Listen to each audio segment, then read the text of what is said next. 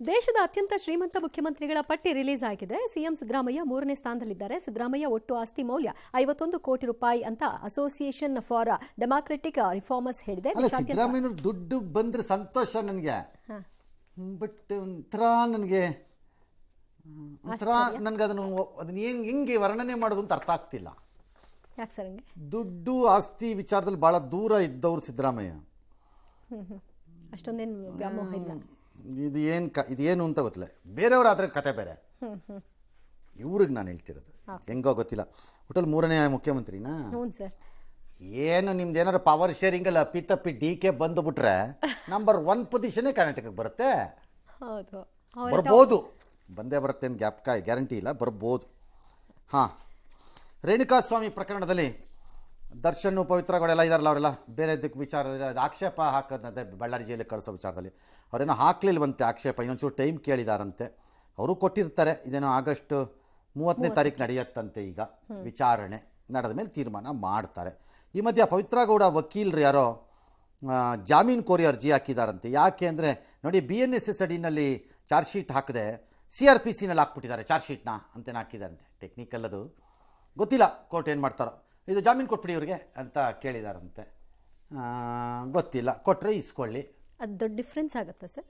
ಬೇನ್ ಇಲ್ಲ ಅಂತ ನಮ್ದು ಅದ ಕೋರ್ಟ್ ಏನು ಮಾಡುತ್ತೋ ನೋಡೋಣ. ಏನು ಕನ್ಸಿಡರ್? ಕೊಟ್ಟರೆ ಇಸ್ಕೊಳ್ಳಿ ಅಷ್ಟೇ.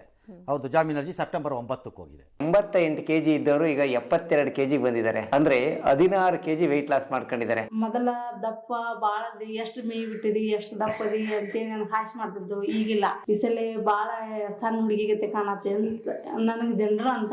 ಇದಕ್ಕೆ ಯಾವ ಸೈಡ್ ಎಫೆಕ್ಟ್ ಇಲ್ಲ. ನನಗೆ ಜೀನಿ ಸ್ಲಿಮ್ ತೊಗೊಂಡು ಫುಲ್ ಖುಷಿ ಇದನ್ನೀಗ. ಇಸ್ರೋ 2035ರ ವೇಳೆಗೆ ಭಾರತದ ಸ್ವಂತ ಬಾಹ್ಯಾಕಾಶ ನಿಲ್ದಾಣವನ್ನು ಸ್ಥಾಪಿಸಲು ಯೋಜಿಸಿದೆ. 2040ರ ವೇಳೆಗೆ ಈ ನಿಲ್ದಾಣವನ್ನು ಸಂಪೂರ್ಣವಾಗಿ ಕಾರ್ಯಾಚರಣೆಗೆ ತರಲು ಉದ್ದೇಶಿಸಲಾಗಿದೆ ಅಂತ ಇಸ್ರೋ ಅಧ್ಯಕ್ಷ ವಿ ನಾರಾಯಣನ್ ಹೇಳಿದ್ರು. ರಾಷ್ಟ್ರೀಯ ಬಾಹ್ಯಾಕಾಶ ದಿನ ಇವತ್ತು. ಈ ಹಿನ್ನೆಲೆಯಲ್ಲಿ ದೆಹಲಿ ಅವರು ಮಾತನಾಡಿದ್ರು, ಕಾರ್ಯಕ್ರಮದಲ್ಲಿ ಭಾಗಿಯಾಗಿದ್ರು. ಭಾರತ 2040ರ ವೇಳೆಗೆ ಚಂದ್ರನ ಮೇಲೆ ಇಳಿಯುತ್ತೆ. ಈ ಮೂಲಕ ಭಾರತವು ವಿಶ್ವದ ಯಾವುದೇ ಇತರ ಬಾಹ್ಯಾಕಾಶ ಕಾರ್ಯಕ್ರಮಗಳಿಗೆ ಸಮಾನವಾಗಿರುತ್ತೆ ಅಂತ ಅವರು ಹೇಳಿಕೆ ಕೊಟ್ಟರು. ಚಂದ್ರ ನಾವು ಇಳಿತೀವಿ 40ರಲ್ಲಿ ಎಲ್ಲ ಕರೆಕ್ಟು. ಇವಾಗ ಅಲ್ಲಿ ತೋರಿಸ್ತಾ ಇದ್ದಿದ್ದು ಕ್ಯಾಪ್ಸೂಲ್ ಏನಿತ್ತು, ಅದು ನಮ್ಮದು ಬಾಹ್ಯಾಕಾಶ ಕೇಂದ್ರದ ಕ್ಯಾಪ್ಸೂಲ್. ಅದು ತೋರಿಸ್ತಾ ಇದ್ದಿದ್ದವರು ಅಲ್ಲಿ ಪಿಕ್ಚರಲ್ಲಿ ತೋರಿಸ್ತಾ ಇದ್ರಲ್ಲ, ಅದು ಇದಲ್ಲ, ಹಿಂದೆ ಇದು ಇದು ಇದು ಇದು ಅದು. ಓಕೆ, ಈ ಚಂದ್ರನ ಲೆವೆಲಲ್ಲಿ ಈಗ ಹೋಗ್ಬಿಟ್ಟಿದೆ ಅಂತಂದರೆ, ಒಂದು ಕಡೆ ಚೈನಾ, ಇನ್ನೊಂದು ಕಡೆ ಅಮೇರಿಕಾ, ಇಬ್ಬರು ಫೈಟಿಂಗ್ ಸ್ಟಾರ್ಟ್ ಮಾಡಿದ್ದಾರೆ. ಬಟ್ ಚೈನಾ ರಷ್ಯಾ ಕೈ ಜೋಡಿಸ್ತಾ ಇರೋಂಗಿದೆ ಜೊತೆಯಾಗಿ. ಹಾಗಾಗಿ ಈಗ ಒಂದು 100 ಮೆಗಾವ್ಯಾಟ್ ಅಥವಾ ಕಿಲೋವ್ಯಾಟ್ ಅಷ್ಟದ ನ್ಯೂಕ್ಲಿಯರ್ ಪವರ್ ಸೆಂಟರ್ ಇದನ್ನು ಪ್ಲ್ಯಾಂಟನ್ನು ಹಾಕಬೇಕು ಚಂದ್ರನ ಮೇಲೆ ಅಂತ ಓಡಾಡ್ತಿದ್ದಾರೆ ಇಬ್ಬರೂ. ಓಕೆ, ಹಾಂ, ಅಲ್ಲಿ ಪವರ್ ಜನರೇಟ್ ಮಾಡೋಕ್ಕೆ. ಯಾಕೆ ಅಂದರೆ ಯಾವನೂ ಗೊತ್ತು, ಮೋಸ್ಟ್ಲಿ ಅಲ್ಲೆಲ್ಲ ಸ್ಟ್ರೀಟ್ ಲೈಟ್ ಇಲ್ಲ ಅನಿಸುತ್ತೆ. ಹಾಂ, ಆಮೇಲೆ ನಂಬಕ್ಕೆ ಬರಲ್ಲ ಇವ್ರನ್ನೆಲ್ಲ.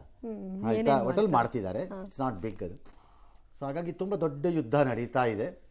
ಬಟ್ ಹೊಸದಾಗಿ ಒಂದು ಏನು ಅಂತಂದರೆ, ಅಪ್ಪಿತಪ್ಪಿ ಟ್ರಂಪಿನ ವಿಪರೀತ ಕಿರಿಕಿರಿ ಮತ್ತು ಐಲ್ದೊರೆ ತೀರ್ಮಾನಗಳಲ್ಲಿ ಚೈನಾ, ರಷ್ಯಾ, ಇಂಡಿಯಾ ಒಂದಾದರೆ ಇನ್ನೂ ಮಜಾ ಇರುತ್ತೆ ಸ್ಪೇಸ್ ಫೈಟು ಅಂತ ಅಂತಿದ್ದಾರೆ. ಆ ಚರ್ಚೆನೂ ಇದೆ, ಗೊತ್ತಿಲ್ಲ.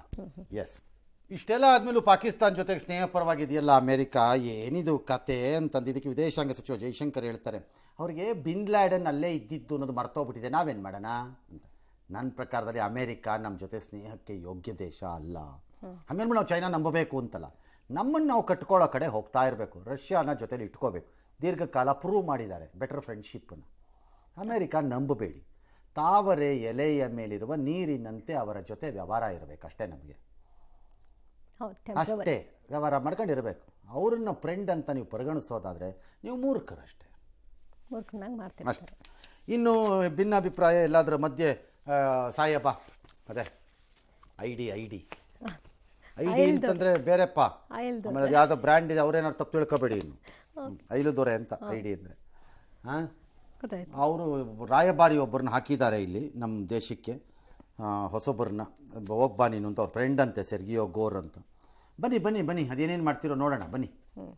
ಎಸ್, ಸ್ಟೇಟ್ ಬ್ಯಾಂಕ್ ಆಫ್ ಇಂಡಿಯಾಗೆ 2,000 ಕೋಟಿಗೂ ಹೆಚ್ಚು ನಷ್ಟ ಉಂಟು ಮಾಡಿದ ಆರೋಪದ ಮೇಲೆ ರಿಲಯನ್ಸ್ ಕಮ್ಯುನಿಕೇಷನ್ಸ್ನ ಅನಿಲ್ ಅಂಬಾನಿ ವಿರುದ್ಧ ಸಿಬಿಐ ಪ್ರಕರಣ ದಾಖಲಿಸಿಕೊಂಡಿದೆ. ಈಗ ಶೋಧವನ್ನು ನಡೆಸಿದೆ ಅವರ ಮುಂಬೈನ ನಿವಾಸದಲ್ಲಿ.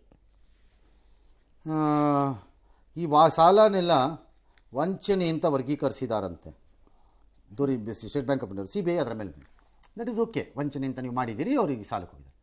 ನನ್ನ ಪ್ರಶ್ನೆ ಇದಕ್ಕೆ ಯಾರೂ ಉತ್ತರನೇ ಕೊಡಲ್ಲ ಅಂತಾರೆ. ನಿರ್ಮಲಾ ಸೀತಾರಾಮನ್ ಇದಕ್ಕೆ ಮಾತ್ರ ನನಗೇನು ಗೊತ್ತೇ ಇಲ್ಲ ಅಂತ ಇರ್ತಾರೆ. ಅದೆಲ್ಲ ಬ್ಯಾಂಕ್ ಬೇರೆ ಅನ್ನೋ ಥರ ಇರ್ತಾರೆ.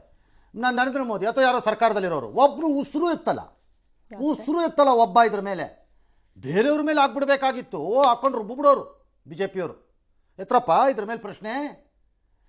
ಮಲ್ಯ ಚೋಸ್ಕಿ ಪೋಸ್ಕಿ ಮೋಸ್ಕಿ ಕೋಸ್ಕಿಗೆಲ್ಲ ಆದಮೇಲೂ 20,000 ಕೋಟಿ ವ್ಯವಹಾರದಲ್ಲಿ ನೀರವ್ ಮೋದಿ ಎಲ್ಲ ಆದಮೇಲೂ ಮತ್ತೆ ಅದೇ ಥರದ್ದು ಇದೊಂದನ್ನು ಸೃಷ್ಟಿ ಮಾಡಿದ್ದೀರಲ್ಲ ನೀವು ಎಂಥವ್ರು ಇರಬೇಕು ಅಂತ ಯಾರು ಒಬ್ರು ಹೇಗಾಯಿತು ಅಂತ ಉತ್ತರ ಕೊಡಬೇಕಲ್ಲ.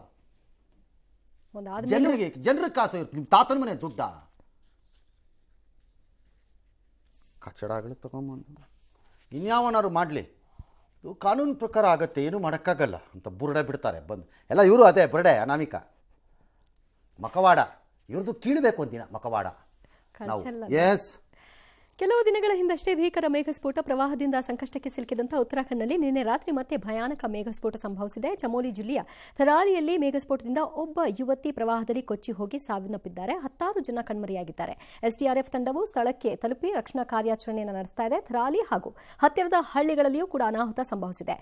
ರಾಡಿಬಾಗ್ ಮತ್ತು ಚೆಬ್ಡಾನ್ನಲ್ಲಿ ಅನೇಕ ವಾಹನಗಳು ಅವಶೇಷಗಳ ಅಡಿಯಲ್ಲಿ ಸಿಲುಕಿ ಹೋಗಿವೆ. ಇನ್ನು ಮಹಾರಾಷ್ಟ್ರದಲ್ಲಿ ಧಾರಾಕಾರ ಮಳೆ ಹಿನ್ನೆಲೆ ಉಜ್ಜಯಿನಿ ಡ್ಯಾಂನಿಂದ 2 ಲಕ್ಷ ಕ್ಯೂಸೆಕ್ ನೀರನ್ನು ರಿಲೀಸ್ ಮಾಡಲಾಗಿದೆ. ಈ ವಿಜ್ಞಾನಿಗಳು ಹವಾಮಾನದಲ್ಲಿ ಈಗ ನಾವು ಏನೋ ಒಂದು ಹೊಸದನ್ನು ಸ್ಟಾರ್ಟ್ ಮಾಡಬೇಕಾ? ಯಾವ ಥರ ಸರ್? ರಿಸರ್ಚೋ ಅಥವಾ ಇದೆಯೋ ಟೆಕ್ನಾಲಜಿ ನನಗೂ ಗೊತ್ತಿಲ್ಲ. ಮೇಘಸ್ಫೋಟವನ್ನು ಮೊದಲೇ ಊಹಿಸೋಕ್ಕಾಗಲ್ವಾ? ಚಂಡಮಾರುತ, ಬಿರುಗಾಳಿ, ಮಳೆ, 10 ರಿಂದ 10:15 ಮಳೆ ಅನ್ನೋ ಥರ ಲೆವೆಲ್ಗೆ ಬಂದಿದ್ದೀವಿ ನಾವೀಗ. ಹಾಗೆ ಮೇಘಸ್ಫೋಟ ಗುರ್ತಿಸೋಕ್ಕಾಗ್ತಿಲ್ವಾ ನಮಗೆ? ಇಲ್ಲ ಅಂದರೆ ವಿ ಶುಡ್ ಸ್ಟಾರ್ಟ್ ಇನ್ ನನ್ನ ಪ್ರಕಾರದಲ್ಲಿ research how to find it out ಅಂತ. ಯಾಕಂದರೆ ಇದು ಹೆಚ್ಚಾಗ್ತಾ ಹೋಗುತ್ತೆ ಇದು ಹವಾಮಾನ ವೈಪರೀತ್ಯದಲ್ಲಿ. ನಾವು we how to find out ಇನ್ಮೇಲೆ ಮೇಘಸ್ಫೋಟ ಎಲ್ಲ ಆಗ್ಬೋದು. ಅಟ್ಲೀಸ್ಟ್ ಆ ಏರಿಯಾ ಜನರನ್ನಾರು ಆಚೆ ಕರ್ಕೊಂಡ್ಬರ್ಬೋದು. ಆಸ್ತಿ ಪಾಸ್ತಿ ಬಿಟ್ಬಿಡಿ, ಜನರನ್ನು ಸೇಫ್ ಮಾಡ್ಬೋದು. ಹಾಂ, ಎಸ್. ಫುಟ್ಬಾಲ್ ತಾರೆ ಅರ್ಜೆಂಟೀನಾದ ಆಟಗಾರ ಲಿಯೋನೆಲ್ ಮೆಸ್ಸಿ ಕೇರಳಕ್ಕೆ ಭೇಟಿ ನೀಡೋದು ಕನ್ಫರ್ಮ್ ಆಗಿದೆ. ಮೆಸ್ಸಿ ನೇತೃತ್ವದ ಅರ್ಜೆಂಟೀನಾ ತಂಡ ಭಾರತದಲ್ಲಿ ಆಡಲು ಸಜ್ಜಾಗಿದೆ ಅಂತ ಕೇರಳ ಸರ್ಕಾರ ಮೆಸ್ಸಿ ಭೇಟಿಯನ್ನು ಖಚಿತಪಡಿಸಿದೆ. ಕಾಸಿಲ್ಲ, ಕವಡೆ ಇಲ್ಲ, 100 ಮನೆ ಕಟ್ಟಕ್ಕೆ ಯೋಗ್ಯತೆ ಇಲ್ಲ, ಮೆಸ್ಸಿ ಕರ್ಕೊಂಬತ್ತಾರಂತೆ. ಮೆಸ್ಸಿ ಎಲ್ಲಿಂದ ಇಸ್ಕೋಬೇಕು? ಹೇ, ನಿಮ್ಮ ಪ್ರಿಯಾರಿಟಿ ನೋಡ್ಕೊಳ್ರಿ ಕೇರಳನವರು, ಲಚ್ಗೆಟ್ಟವರು. ನಮ್ಮ ರಾಜ್ಯದಿಂದ ಕಾಸು ತಗೊಂಡಿದ್ದೀರಿ, ಬೇಡ ಅಂತ ಹೇಳೋ ಅಂಥ ಅಭಿಮಾನನೂ ಇಲ್ಲ ನಿಮಗೆ. ಮೆಸ್ಸಿ ಕರ್ಕೊಂಬತ್ತಾರಂತೆ. ಅಲ್ಲಿ 100 ಮನೆ ಕಟ್ರಿ ಫಸ್ಟು ಮೆಸ್ಸಿ ಮಧ್ಯ.